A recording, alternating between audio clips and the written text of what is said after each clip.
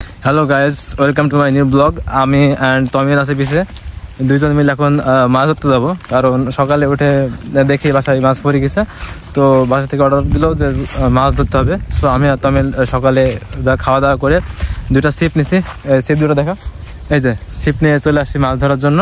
তো সকালে যেহেতু মাছ ধরতে হবে সেজন্য চালের গুঁড়া, তারপরে কিছু মজাদার স্পেশাল ময়দা গন্ধ দিয়ে আটা মেখে আনছি। আনার পরে এখন যাচ্ছি পুকুর পাড়ে, এবং যে দেখি কি অবস্থা। যেহেতু এখন শীতের সময়, আর শীতের সময় মানে পুকুরের পানি প্রচুর পরিমাণে ঠান্ডা থাকে, যার কারণে মাছ ধরাটা একটু টাফ হয়ে যায়। কিন্তু যাই, দেখি কি হয়।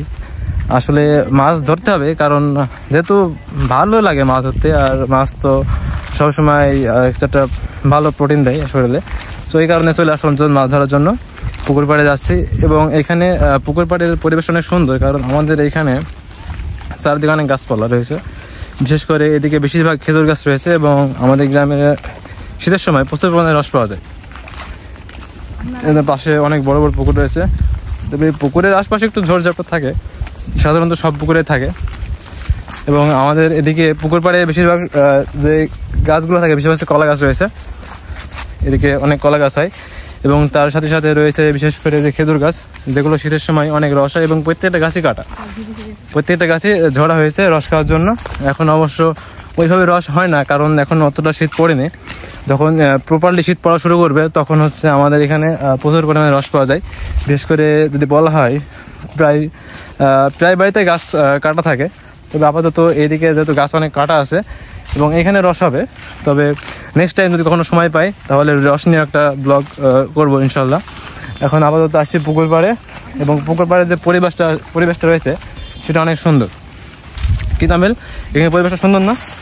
মাছ ধরতে আসছি, ভালো লাগছে তো নাকি?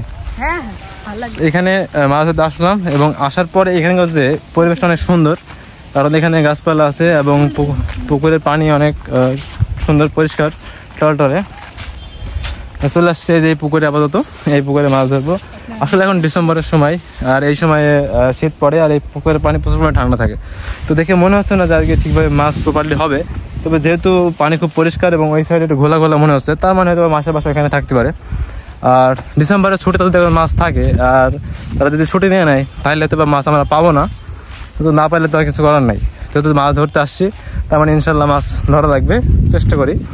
ইভেন এদিকে পুকুরের বাম পাশে রয়েছে মানে জমি, যেখানে চাষাবাদ করা হয় বিশেষ করে। এবং আরও একটা জিনিস রয়েছে, সেটা হচ্ছে সরিষা ফুল। ওই দূরে দেখা যাচ্ছে আপাতত, যে হলুদ রকমের, এবং আশপাশে বাড়ি রয়েছে। অ্যান্ড এদিকে অনেক ধান ছিল, আপাতত এখন কাটা হয়ে গেছে। এবং পুকুরের পাশে এখানে কিছু রসুন লাগানো আছে, যেগুলো বাড়িতে প্রয়োজন, অনেক সময় কাজে লাগে। সো কেনার থেকে একটা সময় হয় কি যে লাগিয়ে রাখলে এটা বেশি ভালো পাওয়া যায়, বা ভালো হয় অ্যাকচুয়ালি।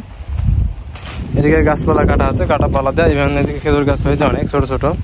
সো যেহেতু আমরা মাছ ধরতে আসছি দুজন মিলে, তো মাছ ধরার প্রপারলি প্ল্যান ওইটাই। তো আসার সময় মনে হলো যে না, একটা ব্লগ বা একটা ভিডিও করা প্রয়োজন। তো আমি আর তামিল ভাবলাম যে না, একটা ভিডিও শুরু করে দিই। কারণ মাছ ধরা একটা ভালো লাগে আর কি, মাছ ধরা নেশা যেটা আমাকে বলে থাকি আর কি। তো এই জন্য মন থেকে ভালোবাসা নিয়ে চলে আসলাম মাছ ধরতে। এখন দেখি কি হয়।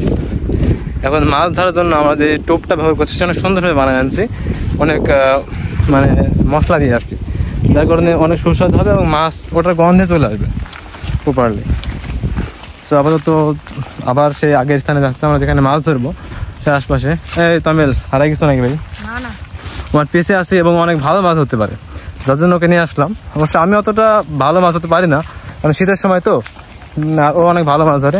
ওকে সাথে করে নিয়ে আসলাম, এবং আসার পরে ও বলছে ভাইয়া চলো যাই। তো বললাম ঠিক আছে চলো যাই, মাছ দেখি হয় কিনা। তো সকাল সকাল উঠে দুজন চলে আসছে। এখন দেখা যাক কি অবস্থা, মাছ পাই কিনা।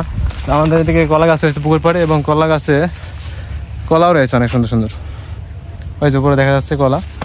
এবং এখানে মাছ ধরবো, এখানে পুকুরে খাবার দেওয়া হয় বিশেষ করে। সো এই জায়গাটা অনেক পরিষ্কার করা হয়েছে, নাহলে আপাতত সব জায়গায় এরকম নোংরা থাকে। তো এখানে এরকম নোংরা থাকতো, এদিকে যেরকম নোংরা হয়ে আছে। সো এই চারদিকে এরকম নোংরা হয়ে আছে, কারণ পুকুর পাশ অতটা পরিষ্কার রাখা হয় না। কিন্তু যেহেতু এখানে খাবার দেওয়া হয়, সেই কারণে এই জায়গাটা একটু পরিষ্কার করা হয়েছে।